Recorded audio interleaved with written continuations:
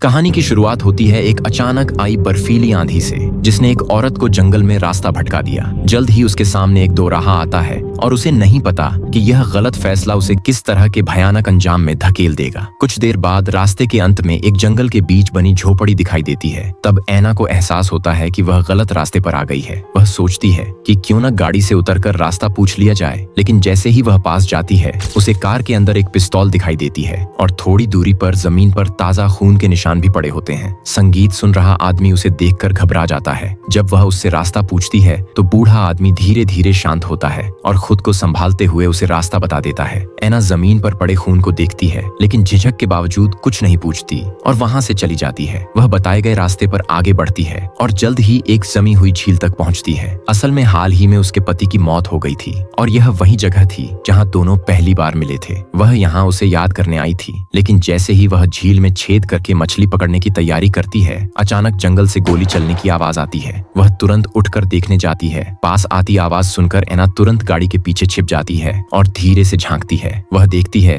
कि एक लड़की जिसके हाथ पीछे बंधे हुए हैं जान बचाकर भाग रही है और उसके पीछे वही बूढ़ा आदमी उसका पीछा कर रहा है। धमकियों के बीच आखिरकार लड़की पकड़ी जाती है। खुशकिस्मती से उन्होंने ऐना को नहीं देखा। ऐना तुरंत पुलिस को कॉल करने की कोशिश करती है, लेकिन वहाँ कोई सिग्नल नहीं होता। मजबूर होकर वह जल्दी से सामान समेटती है और वहाँ से निकलने का फैसला करती है ताकि अपराधी उसे न देख सके। वह गाड़ी घुमाकर दूसरी दिशा में निकलती है, लेकिन फिसलन भरी जमीन और ढलान के कारण टायर घूमते ही रहते हैं और गाड़ी ऊपर नहीं चढ़ पाती। कुछ ही देर में गाड़ी खराब हो जाती है। अब वह पूरी तरह अकेली और बेबस हो चुकी है। मजबूर होकर ऐना झोपड़ी के पास लौटती है। थोड़ी ही देर में उसे मौका मिल जाता है। किसी वजह से बूढ़ा आदमी तेजी से गाड़ी लेकर वहां से चला जाता है। ऐना तुरंत झोपड़ी की ओर बढ़ती है, लेकिन दरवाजा बंद मिलता है। जांच करने पर उसे पता चलता है कि बेसमेंट की खिड़की के तख्ते हटाए जा सकते हैं। अंदर बंद लड़की उसे बेबस नजरों से देखती है, लेकिन तभी आदमी वापस लौट आता है। ऐना तुरंत छिप जाती है। इस बार वह एक और साथी को साथ लाता है। महिला के हाथ में बंदूक देखकर ऐना समझ जाती है कि सीधा मुकाबला करना संभव नहीं है। वह जमीन पर एक दस्ताना फेंकती है और कांच पर लिखती है कि वह बचाने की कोशिश करेगी।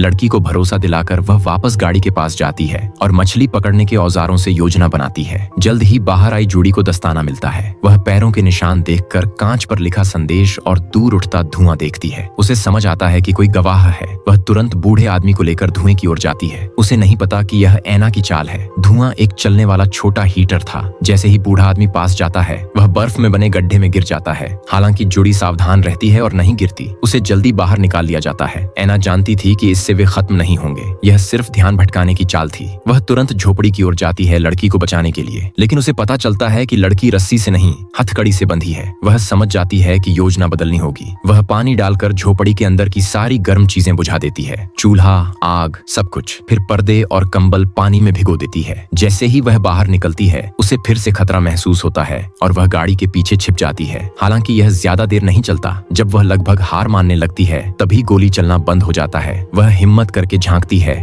और देखती है कि जुड़ी गोली भर रही है। मौका देखकर ऐना भाग जाती है और जंगल में छिप जाती है। इस बीच झोपड़ी पानी से भर चुकी होती है। उसका मकसद था कि बूढ़ा आदमी ठंड से कमजोर हो जाए, लेकिन वे समय पर लौटकर सब संभाल लेते हैं और गाड़ी की गर्म हवा से अंदर की हालत ठीक कर लेते हैं। दूसरी ओर ऐना वापस अपनी खराब गाड़ी के पास जाती है और देखती है कि इंजन खराब कर दिया गया है। सारा सामान और खाना भी ले जाया चुका है। अब वह अपने घाव पर खून लगाकर दर्द को दबाती है और मछली पकड़ने का सामान लेकर हीटर की ओर जाती है। वहाँ उसे बूढ़े आदमी की छोड़ी हुई पिस्तौल मिलती है। हालांकि उसमें सिर्फ एक गोली बची होती है, लेकिन अब उसके पास बचाव का साधन है। उधर झोपड़ी में ठंड बढ़ती जा रही है और रहना मुश्किल हो गया है। जुड़ी समझती है कि ऐना के पास भी कोई ठिकाना नहीं है। वे लड़की को लेकर हीटर के पास पहुंच जाते हैं। ऐना यह समझकर पहले ही जंगल में छिपकर सब देख रही होती है। फिर वह मौका देखकर वापस झोपड़ी में लौटती है। वहाँ ठंड जरूर है, लेकिन इलाज के लिए जरूरी चीजें हैं। ऐना अपने कपड़े काटती है, शराब से घाव साफ करती है, फिश हुक को सीधा करके सुई बनाती है और दर्द सहते हुए घाव सिलती है। फिर पट्टी बांधती है। यह सब करने के बाद वह पूरी तरह थक जाती है।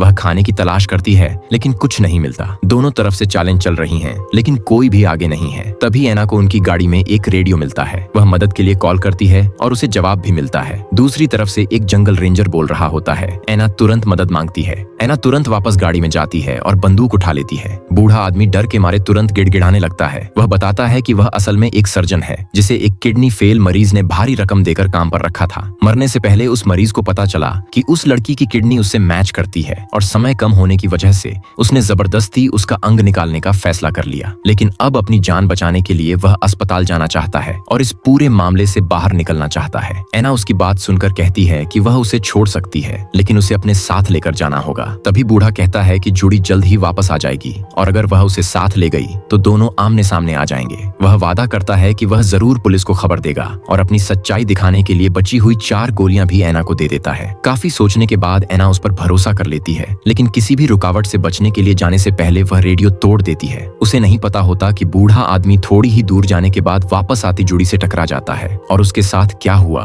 यह समझना मुश्किल नहीं था। इस सबसे अनजान एना उसके जाने के बाद खुद भी झोपड़ी से निकल जाती है। वह उसे इसलिए नहीं छोड़ती क्योंकि उसे उस पर भरोसा है, बल्कि इसलिए क्योंकि उसके पास पहले से प्लान भी तैयार होता है। वह गाड़ी को धक्का देकर झील में गिरा देती है, फिर कपड़ा पेट्रोल टैंक में डालकर आग लगा देती है। कुछ ही देर में गाड़ी जोरदार धमाके के साथ फट जाती है और उठता हुआ धुआं दूर तक दिखाई देने लगता है। यही धुआं रेंजरों का ध्यान खींच लेता है। एना तुरंत उन्हें रोककर मदद मांगती है, लेकिन वे उसकी बात पर सीधे विश्वास नहीं करते। वे उसका हथियार ले लेते हैं और सच्चाई जांचने के लिए उसे साथ लेकर झोपड़ी की ओर बढ़ते हैं। वहाँ सब कुछ शांत होता है, कोई भी नजर नहीं आता, सिर्फ एक गाड़ी दरवाजे के सामने खड़ी होती है। वे सावधानी से आगे बढ़ते हैं, लेकिन अचानक गाड़ी के अंदर का दृश्य उनका ध्यान खींच लेता है और अगले ही पल दोनों रेंजर मार दिए जाते हैं। यह देखकर एना तुरंत पिस्तौल निकालती है और जमीन पर लेटकर अंधाधुंध फायरिंग करने लगती है। वह दुश्मन के पैर में गोली मार देती है, लेकिन उसकी सारी गोलियां खत्म हो जाती हैं। वह मौके का फायदा उठाकर लाशों की तरफ दौड़ती है, लेकिन बंदूक उठाने से पहले ही फिर हमला हो जाता है। गाड़ी के पीछे छिपी एना अब अंदर का नजारा साफ देख पाती है,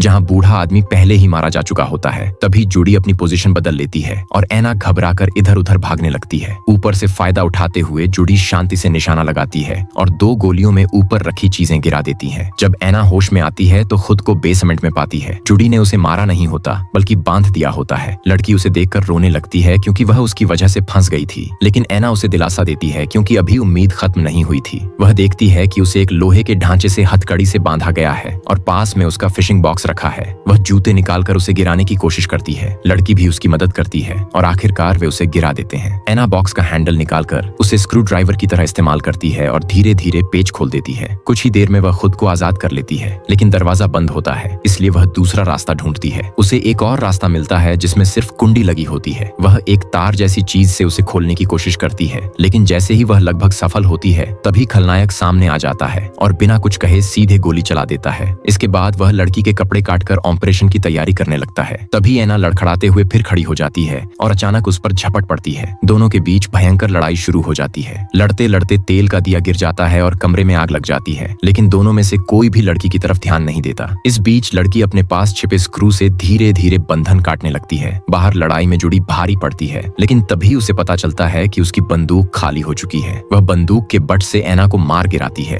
फिशिंग बॉक्स में लगी गोली देखकर उसे समझ आता है कि एना कैसे बची, क्योंकि असल में वह बॉक्स उसके पति की अस्थियों का डिब्बा था जिसने एक बार फिर उसकी जान बचा ली। लेकिन हालात अभी भी बेहद खतरनाक थे। जूडी उसे घसीटकर बर्फीले गड्ढे के पास ले जाती है ताकि सबूत मिटा सके। उधर लड़की भी आखिरकार खुद को छुड़ा लेती है और आग में जलने से पहले बाहर भाग निकलती है। उसकी चीख दोनों का ध्यान अपनी तरफ खींच लेती है और यहीं से आखिरी लड़ाई शुरू होती है। एना मौका देखकर हथकड़ी जूडी के पैर में बांध देती है और खुद पानी में कूद जाती है। जूडी भी उसके साथ बंधी होने की वजह से गहराई में खिंच जाती है और आखिरकार दोनों बर्फीले पानी में डूब जाते हैं। कुल मिलाकर दोनों तरफ से समझदारी से खेला गया। कोई भी बेवकूफी भरा कदम नहीं था। खलनायक भी बेहद खतरनाक था और कम बोलता था। आखिर में उसकी हार शायद इसलिए हुई क्योंकि उसमें सब कुछ दांव पर लगाने की हिम्मत नहीं थी। लेकिन जाते जाते एना एक बहुत बड़ी बात भूल गई। हाथ बंधी वह लड़की उस सुनसान बर्फीले इलाके से आखिर बाहर कैसे निकलेगी?